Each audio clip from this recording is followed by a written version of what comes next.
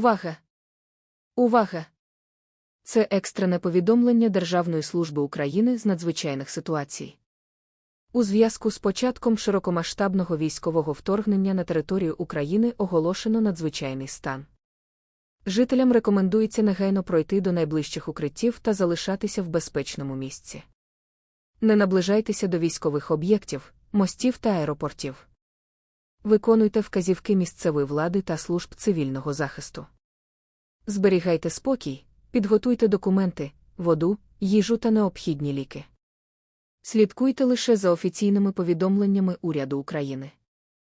Повторюємо, негайно пройдіть до укриття та залишайтеся там до отримання подальших інструкцій.